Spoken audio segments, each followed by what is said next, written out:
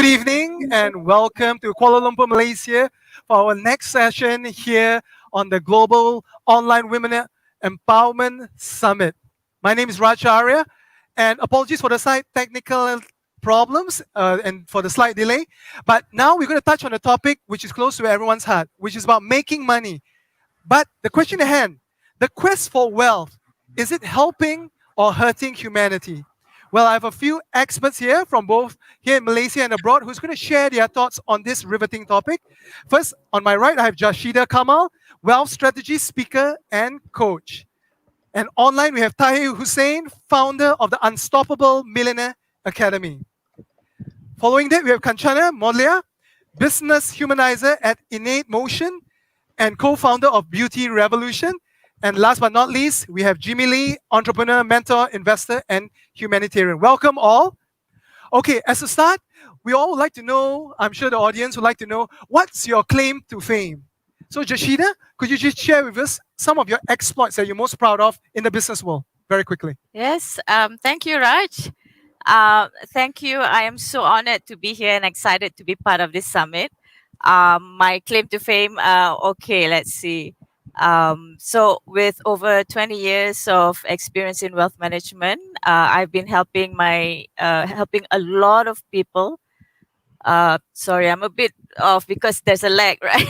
I need to get used to it. So I help a lot of people increase their wealth by setting up investment portfolios. And each investment portfolio is unique and different because it depends on their financial objectives, investment objectives, risk profiles, and so on. After many, many years, I have experience and knowledge in a lot of investment products like mutual funds, alternative investments, offshore products, angel investment, derivatives, and futures. My mission is to help as many people as possible and educate them on financial literacy. And hopefully that can help them to elevate their lives, not just themselves, but also their families. All right, fantastic.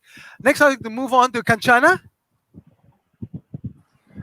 Hi guys, calling you from South Africa today. I think three things I can highlight as what I think I'm famous for is, first of all, I started a not-for-profit in 2012, doesn't run anymore because NGOs, as we know, have the evolution into social enterprises. So I started off an NGO called Saris for Good Karma, which was empowering over 120 women to basically turn saris that people had donated into valuable goods that they could sell.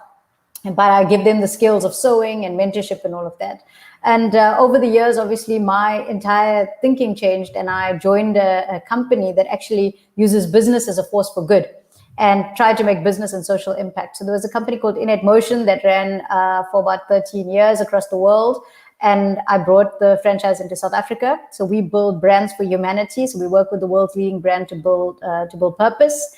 And the focus is, how could we be focused on building a profit while still considering that people are just as important, and the planet goes obviously in line with that, because at the end of the day, if we don't have a planet, we can't really continue doing business, and we don't have any people, we don't have anybody to buy our stuff anymore. So as a business humanizer, I help business leaders to rethink how they do business so that we can serve humanity a little bit better. And the last part about what I've done recently is started the Beauty Revolution, which is an inclusive force of pleasure for beauty in a country that is extremely divided like South Africa, and created what we call a beauty as a source of pleasure rather than pressure. And we created a festival that gets over 7,000 people attending every year. And it's now become an evolution into where we're helping entrepreneurs get into the beauty industry as well in the Future of Beauty Summit. I'm also a yoga teacher and a Male and Guardian Top 200 Young South African, and very happy to be here to share some knowledge today.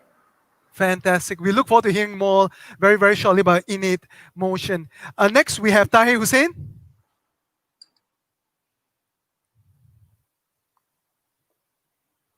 Tahir, you there? All right, I'll skip to Jimmy. No, I think he just went online. He switched off his mic accidentally. the elements of 21st century difficulties, technical issues. Tahir. Yes. So I started my journey at the age of 17, and it was a wealth journey purely driven by how can I make money, go to college, uni, get educated, turned at the age of 21, turned something into $1 million business, teaching people how to build websites 20 years ago, approximately, and then went into real estate, created 100 self-made millionaires, and I was like, God, that's a lot of money for a lot of people. Where was all this money hiding? For me, it took me 10 years to get there. Since then, I've been an international speaker trainer. I teach on wealth. I teach at a fundamental level, whether it's about investments, stocks, real estate, or anything else, or budgeting, as simple as that. So that's been my passion, that how could we educate the masses around wealth creation, and it is a system that goes into it, and I enjoy doing that. Awesome. Next, what about you, Jimmy? Hi, my name is Jimmy. Hi, everyone. I'm actually an entrepreneur, mentor, investor, and also humanitarian. I have 18 years of experience in entrepreneurship. I have 4 startups by far, and I have also been mentoring other startups as well. I have mentored about 12 startups, including a Womanpreneur as well. And also have Watan, which is actually my social enterprise startup, which actually empower refugees and the poor through entrepreneurship. All right, awesome. Okay, as you can see, we have experts here from very diverse financial and business backgrounds. So I'm going to ask the first question. This saying which we have been hearing all our lives: money is the root of all evil. Now, truth or fiction? Okay, I'll start with Jash here.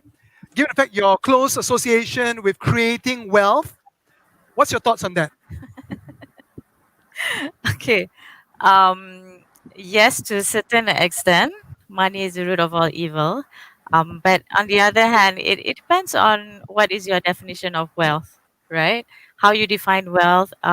My definition of wealth is having assets that is earning income for you while you sleep. So the more assets you have that gives you income while you sleep, then you'll be more wealthy.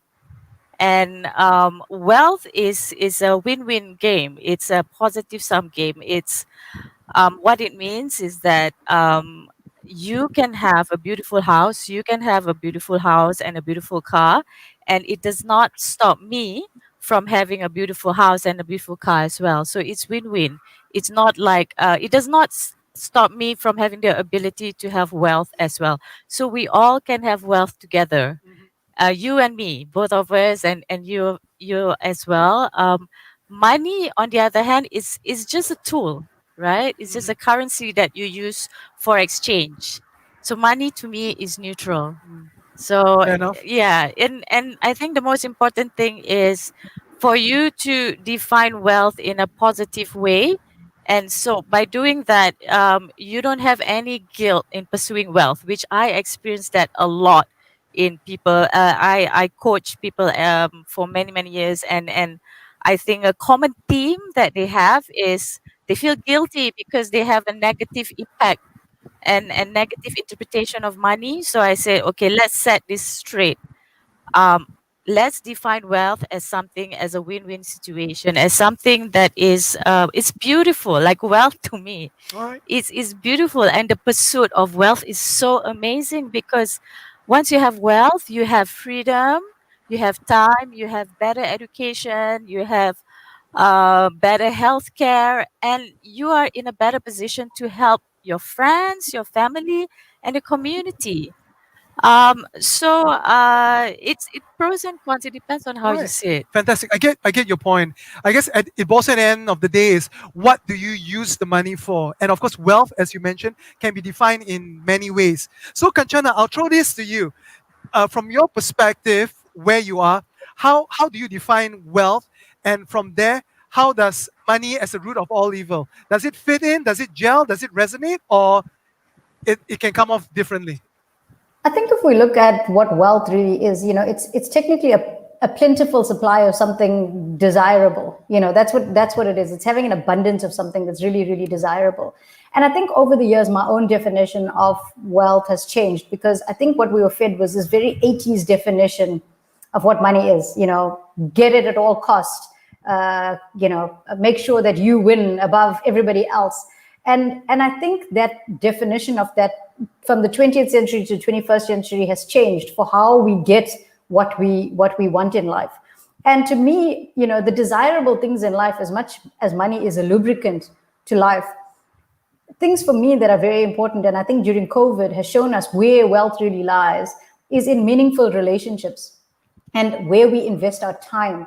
And money is something we all invest our time in trying to get, right? But at the end of the day, there's many rich people who are not happy. So wealth should also be the desire for being happy. And there are a few things that get us to happiness. And one of those things is meaningful relationships. The other one is around having peace of mind. And we spoke about this just now when you guys just spoke about money as the root of all evil. And if it becomes the root of evil, you will never have peace of mind. So you won't sleep well. You won't have the de-stress that you need in order to enjoy your money, because every day you're looking over your shoulder thinking, how did I get this wealth? And that's not what we're looking for. We're looking to have peace in our lives. And I think lastly, the desirable thing is freedom. So money gives us freedom. It gives us the opportunity to live well, to travel, to eat what we want, to go to the restaurants we want, to do the things we want. So the freedom, the peace, and the meaningful relationships to me is what makes a truly wealthy person in the 21st century. Fantastic. Now, Tahir, you mentioned that you have the academy where you help people become millionaires, and you say there were like hundreds of them that you have assisted along the way. And you also have an interesting journey where you were at the top, you came down, and you bounced back up, like from hero to zero to hero back again. So you would have a very close relationship with wealth and money. Can you share us a bit more in terms of that? Absolutely, yes. And I'll say things probably some of our audiences may not like, but I'll just give it straight. So money is not the root cause of any evil. It's a myth. Money just compounds whoever you are. If you are a very poor, evil person and you become rich, you become a lot more evilish. And if you are a great person and you become rich and wealthy, you become people like Bill Gates, who donated half of their wealth, people like Tony Robbins, who are going to feed 1 billion people on the planet, and the list goes on. Now, I did not grow that as I was growing up, because society and culture back in the days framed in such a way that, oh, if you make too much money, you would change. So money just magnifies and compounds at the core of who you are. So that's on money itself, in defense of money. So that's number one. Number two, on wealth and abundance. So psychologically, once you understand, money is just a tool. Money is just a vehicle. It's just a currency. In fact, in one of my coachings, we talk about money itself is garbage. And anyone who does asset management will understand what I mean by that. That physical money itself depreciates in value, without getting much into that right now. But let me touch base on wealth and abundance. So for me, wealth, and this is how it should be for anyone, doesn't matter how much money you have or you don't have, is wealth equals abundance, whether it's in the form of health, peace. So if you are making money and you're not peaceful, and if you're poor and you're not peaceful, it's equally the same. So you don't have the abundance.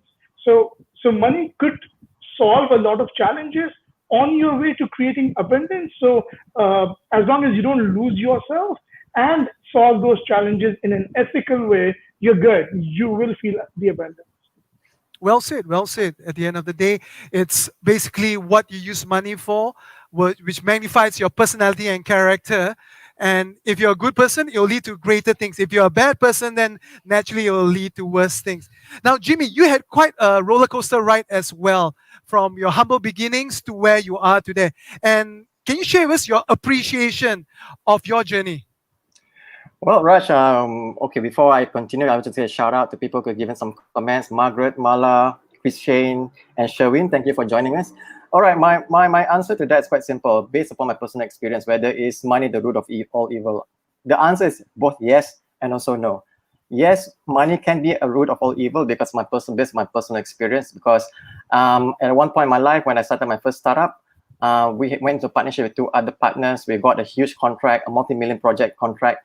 And after the first year into operation of this business, I was offered by my business partner to betray the other business partner for more money. All right. So they wanted to just remove the other partner without any form of compensation.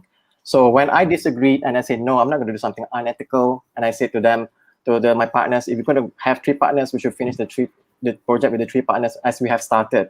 And I was booted up on the project. All right. And not only was I booted up on the project, I was not paid on my part as one of the partners of the project, and I was left penniless. There was for 2 years I was in the dark spot. I lost my apartment. As I told you this earlier this afternoon, I lost my office and stuff like that. So that is the root of evil part. But the thing is, money can also be used for good. All right. I'm part of the group called Yusuf Fund. It's actually a humanitarian group. And Yusuf Fund, about 2017, we managed to fundraise about $1.09 million for Kenya. All right. What we did was, using the money that we have fundraised, we have provided seedlings to 200,000 farmers in Kenya. With the seedlings, the farmers in Kenya managed to plant the plantations, and they avoided the famine that was coming in through Kenya that year. It was a huge project. It was a successful project. And in fact, I have actually adopted the project into the business plan for Foodie Box Group. And we're actually allocating about $13 million US just on social enterprise, just to help out farmers, fishermen, people from the poor or impoverished or refugees who want to start a business and stuff like that. So the answer to that question, Raj, is quite simple. It's not about whether money is the root of all evil. It's about how you use the money. That's it. It's just a tool, An axe, you can use the axe and can build a house out of it, or can use the axe to murder someone. So it's basically a tool for you. You can use it for evil purposes, or you can use it for something good. But definitely, like I said, it's a yes and no kind of answer. Well said, well said. Now, from a broader context, we can see in the 21st century compared to maybe 20, 30 years ago, the rise of new organizations, social enterprises, and impact industries. And I think Kanchana mentioned a bit on this earlier, where she's somewhat involved in. So could you just share with us in terms of the evolution of that and from your experience working with them? So I think there's been a massive evolution in how we have seen people grow and brands grow. And this has happened as a result of the millennials and Gen Z starting to get a whole new attitude towards how we see the world. And people want to participate more. They want to contribute more. They want to be part of society more. They want to be treated as citizens, not as target markets and LSMs and demographics anymore. People want to be people.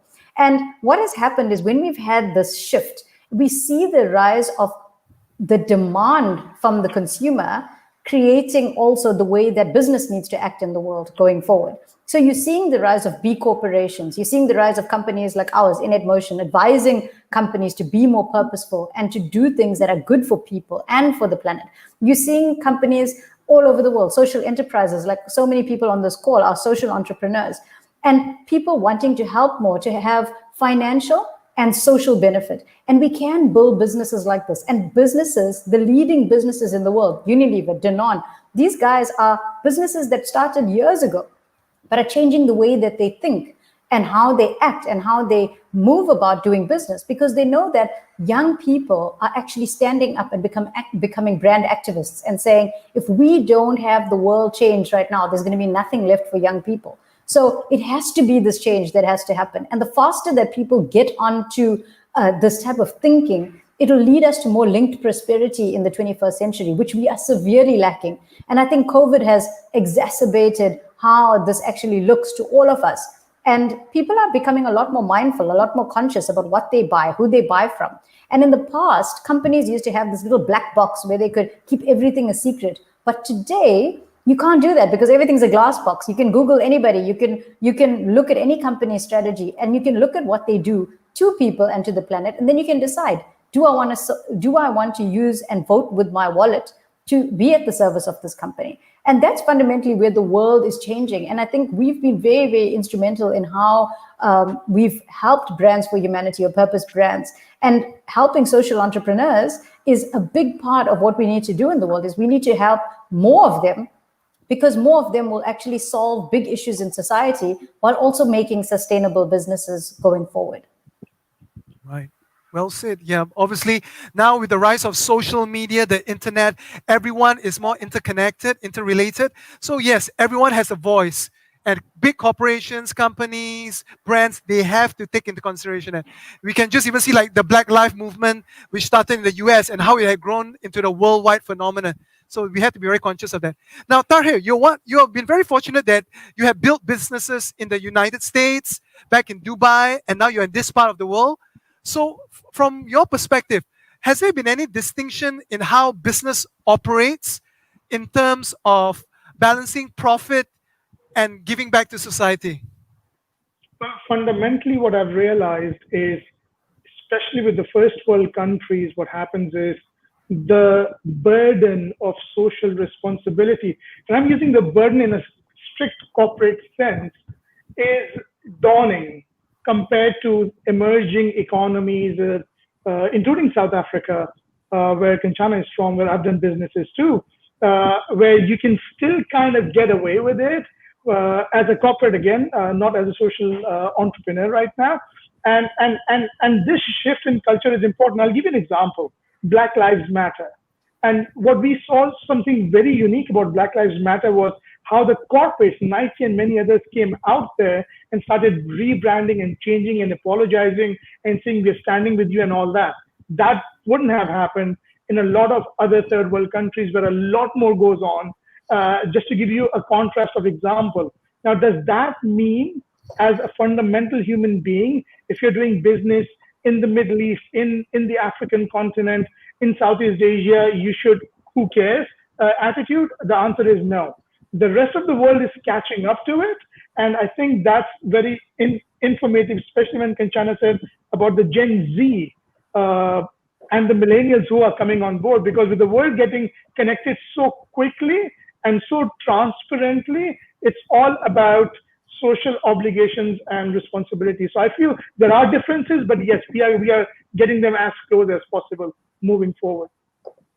Well said. Now, Jimmy, for example, you are, as you mentioned, very much in the startup space, build up businesses, and now you're mentoring newer startups. But at the same time, you felt there was a personal need to get more involved on the humanitarian side. Like you mentioned, Watan, which is a organization to assist the refugees. Was there a direct connection with the business side of things, or is it a personal belief that you felt that you need to do some good? In other words, pay it forward. Well, Raj, my journey to something more humanitarian began when, as I told you before, my business was sabotaged and I was living in the darkness for 2 years. I couldn't pay for anything. So I kind of knew how it felt like not to have any meal, or sometimes you had to stretch a loaf of bread for like 2 days and stuff like that. So it kind of like a personal feeling that goes inside me. And I think that there was a period of time whereby I was having a meeting. This is sometime after that. And I was having a meeting, a table right next to mine was also, there was like these two ladies who were having lunch and stuff like that. So they ordered food. It was like a table full of food and stuff like that.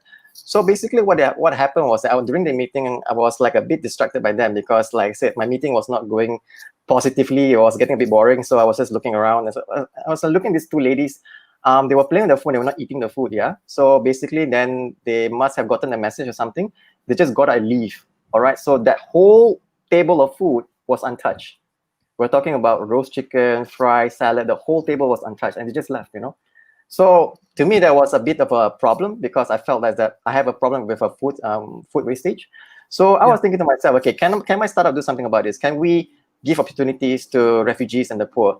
And so I reached out to a local NGO, and I actually went to see all these refugees myself. I mean, I went to the home of the Syrian, from Afghanistan, and also from Rohingya, and also from what do call it, Palestine. You see, so okay, just a quick good story, right? We were fundraising for a buka puasa, more like a breaking of fast. So Foodie Box Group managed to fundraise for about 69 meals for refugees for that night. All right, the meal was cooked by a refugee himself. All right, he's from Iraq.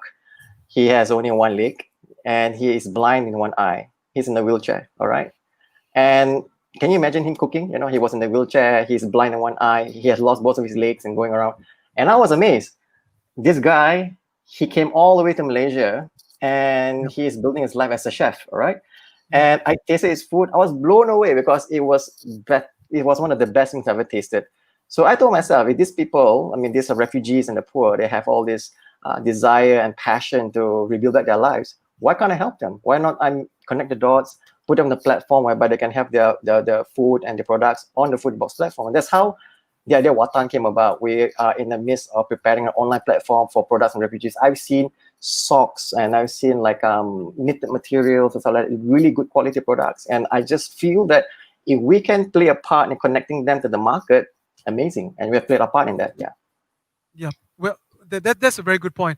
Sometimes we all take for things that we have for granted, But when we look at others, like for example, these Syrians running from their war-torn country, the genocide, and all the difficulties, it does put into perspective that the problems we have are so minuscule in the bigger scheme of things. Now, Jashida, I understand that you work a fair bit in terms of creating greater financial awareness with women. Now, is there a lack for them in terms of having this financial knowledge? And if there is, how do you assist them?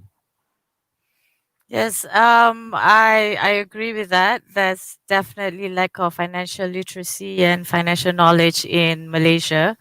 I read somewhere that 1/3 of Malaysians said that they are not confident in their knowledge in finance, and that is 33%. So that's huge. Yep. Definitely, we need support in educating them. I am currently working with a few organizations to help mostly women, but men are welcome too. This is something that I said yes. Most of the time when I give my workshops, 98% of the turnouts are women, even though men are welcome as well. Yep. I'm not quite sure why, but I don't discriminate. I teach male and female. I strongly believe that before you even want to start a business, you should have strong knowledge in basic financial 101 first. I think the question is why people intellectually know that they need to have financial knowledge. I think I give credit to people, they know that they need financial knowledge, but why aren't they taking it seriously, or why don't they actually make the effort to learn and apply what they learn, right? And I've been thinking about this, and I think one of the reason is that maybe they don't have crystal clear reason why they want to pursue wealth. It goes back to why wealth. To have a really strong conviction on why do I want wealth? What makes me alive? Like what gives you the aliveness, abundance, and what's so important of having abundance? I think majority people, they're a bit fuzzy as to why they want to pursue wealth, and I believe that if we manage to tackle this first and get them to get excited to pursue wealth, they will actually make the effort to learn financial literacy, because there are so many programs out there. There's a lot, and even if you don't attend programs, you can just Google, and there's so many free webinars now on financial literacy. There are books as well, lots of books. So there's really no excuse not to learn. When I do my workshop, I always tell them, okay, let's start with why are you here. Let's get clarity and get excited about learning about financial. I know it's dry, and I know a lot of women, they feel intimidated about money, and they give their power away to their husbands or their brothers or fathers or uncles, and I'm telling them, hey, wait a minute, we women, we're now financially independent, we're earning our own money. Why do you give your power away? Is it a cultural thing? I don't think so. I think it's across the board. Mm-hmm. Yeah. And hang on, sorry, my it suddenly went off. No worries. You just keep that thought for a moment. Now, I want to look at it from a macro level. Now, we all know that there are people out there who are wealthy, who are doing good, giving back to humanity, like the Bill and Melinda Gates Foundation, for example, and Warren Buffett, and so many other notable billionaires. However, majority out there is still about me, myself, and I. So the question is, should a third party, namely, for example, governments, step in terms of, here's the controversial bit, bring in taxes to tax the rich and reallocate to the less fortunate, to the poor, or those lower socio-economic status. Now we can see models such as those in Scandinavia, Sweden, Sweden, Finland, Denmark, and all that. You can see that the income equality is quite balanced, and they are quite strong as a society. Is that a model that you think should be followed by other countries around the world? For example, Asia, which has very low tax rates, but then there's no social safety. Maybe I'll throw this to Tahir first. Right. So I feel that, and I'll give you the same example, Raj, of the Scandinavian countries. If you realize that before you become rich and make it big, there's a lot that goes into a business to make it successful. For example, over 95% of traditional businesses in America do not make it in the first 3 years. So what happens to everything else, the brick and mortar expenses and everything else? Jimmy has an amazing story where he had business partners who had some intentions behind why he was thrown out of a business because of money, let's say. So there are a lot of risks that come into it. So what a lot of people do not realize is they only see the part where now you become a multimillionaire, now you become a billionaire. So it is your social responsibility to give back. I agree with that. However, when you look at a complete structure of a particular business in a particular country, you will realize that like Scandinavian countries do a lot.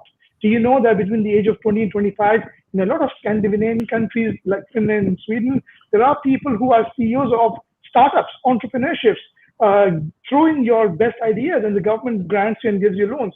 And then that's the reason why they have a right when things do get big and all that, say, hey, we were there to help you. Now, the challenge with a lot of Asian countries is you lose that leverage as a government because you were not there in the first place when they were getting started. They had to beg and borrow money, get partners, investors, hedge funds, crowdfunding, so on and so forth. So I think that's where the challenge is.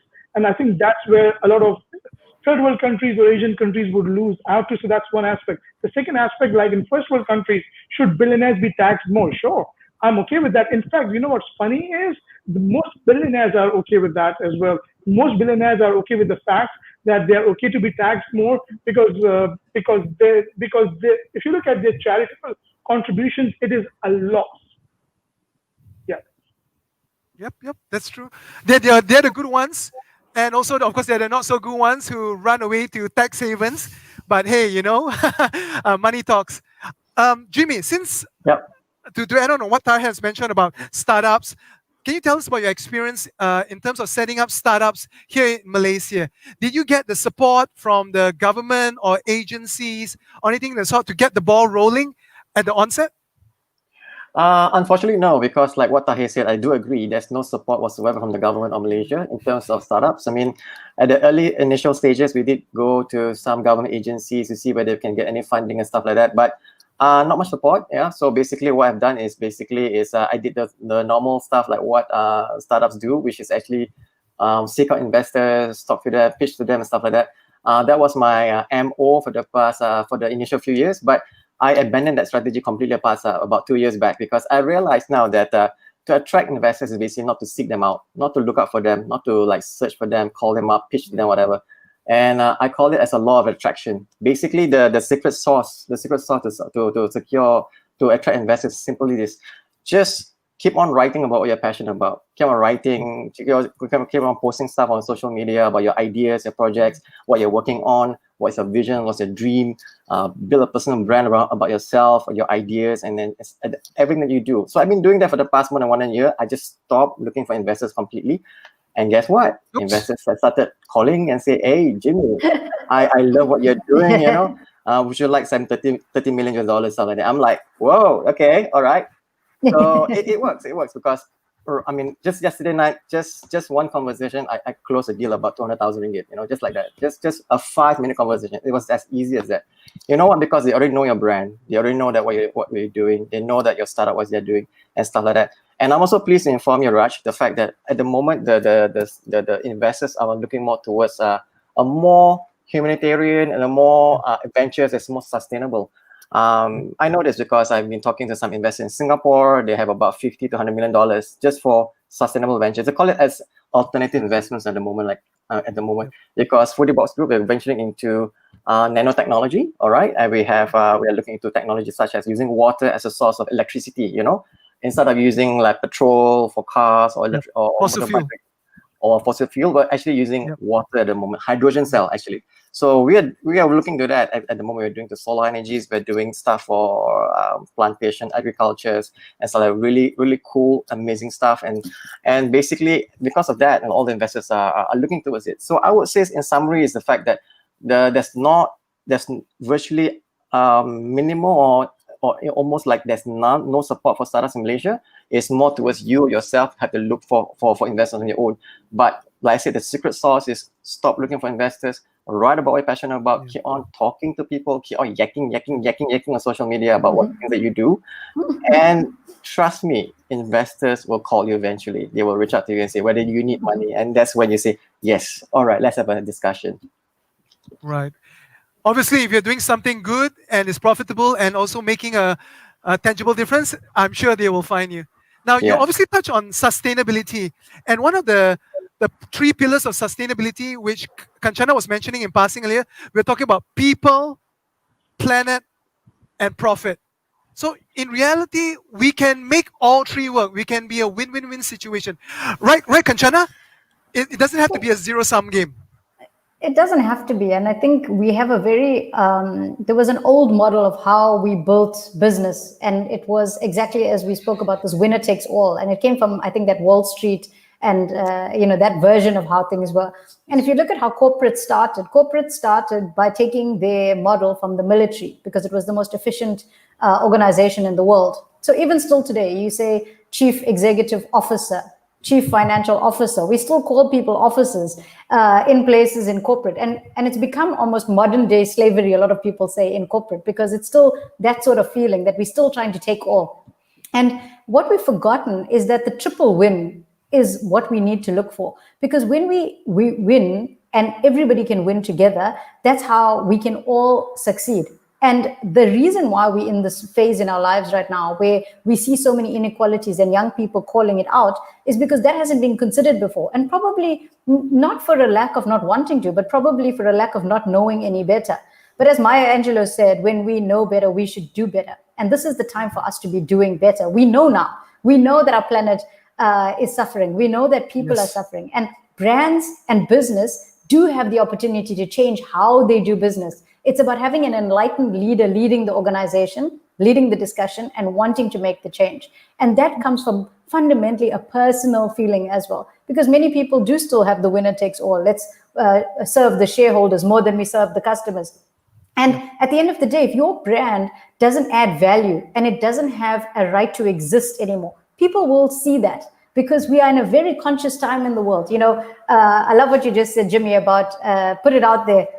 Because I do that a lot as well. And it comes to you put it out there. And let me tell you, talking about it, speaking about it, sharing your knowledge with everyone. The universe, as they say, it's listening to everything you're doing, everything you're saying all the time. And you are magnetizing that energy towards you. So the more enlightened the leader, the more the change is going to happen. And there are some very enlightened leaders in the world today who are making this difference, who are pushing business in this direction.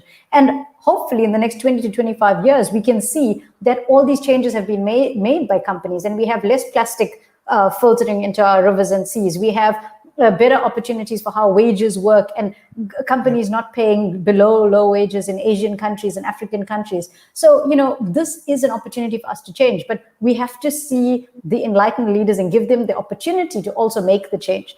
And I think that's where we can find a sustainable future, is when corporates and business and government all agree that there's a better way of doing business.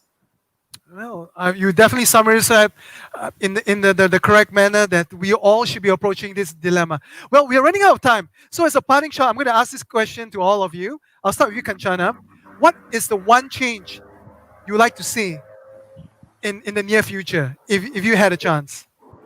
So there's many changes I'd like to see. But the biggest one. The biggest one is a shift in mindset, to understand that when one person wins, other people don't need to lose, right? So I think there was an old ancient saying that said, I can have a candle and I can light another candle, and the first one can still stay lit. And this is how we need to approach business as well, is that we need to keep lighting each candle with our own candle. And as we do that, we will help everybody thrive. And if the world stops being as competitive and rather changes to becoming more collaborative, we can change how we think. So it's collaboration over competition is the way of the future. And I wish more people could do that going forward.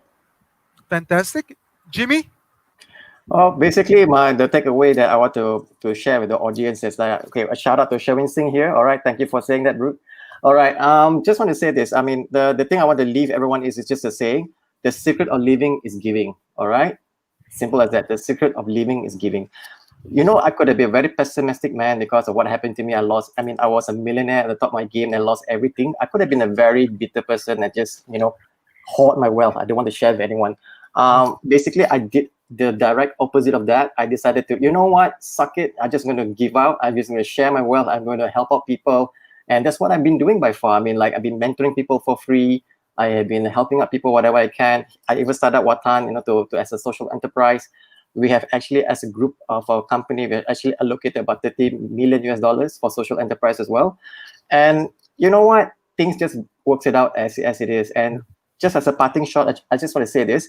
You know, in movies, you see about a bunch of billionaires that get together, have a drink, and talk about things and stuff like that. Without going too much into my NDA, which I have with one particular group, I can just tell you this: they do exist. This bunch of billionaires do exist, and they do give out investments to startups that does with humanitarian projects and stuff like that. And they also are now focusing more towards job creation and stuff like that. I can't say more than that, but these people do exist. Very powerful billionaires who just give up money to startups so that this money be funneled back to the people. All right. So if I did not go through whatever I went through, I lost everything, and now I have adopted this thing about the secret of living is giving, I wouldn't have been connected to this group of people. So just as like I said, that's it. In life, just keep on giving. That's all. That's right. And somehow life will find a way, as a good karma will come back to you. That's it. That's right. What goes around comes around. And, Yep. and I believe you're also giving back in a sense in terms of potential startups and Yep. funding, especially Yep. for those who are women-centric. Okay, I just want to announce here, on the 21st of October, there will be a fundraising, a virtual pitch for women entrepreneurs. So I've given the details to Andrea. Hopefully she can post it up. If you can't find information there, just go to LinkedIn, connect to me on LinkedIn, because I'll be announcing this round as well. These are investors that goes on from pre-seed or also Series A, Series B. So basically, you have a chance to present your business idea to the investors. And since it's a virtual pitch, it can be anywhere in the world, doesn't matter. And so use this opportunity. And this is one of the ways that we do to support women entrepreneurs. Yeah. In fact, one of our fellow speakers here, Jashida, might be able to spread the word among her women students. Yes. And on that note, since you're here, what's your one change you'd like to see? Okay, so to the audience, what the change that I want to see is that, okay, now we are in a pandemic, right? And we cannot control COVID-19. It's really out of our control. But what we can control is for us to make a decision. Do we want to squander in this crisis? And do we want to go to sleep and only wake up when the pandemic is over? Do we want to feel sad or angry or frustrated with what's happening now? Or you can make a choice to step up and take this opportunity to make something out of your life. And this is something that I want you to ask yourself every day, if you can, is what value can I give to myself and to others during this crisis?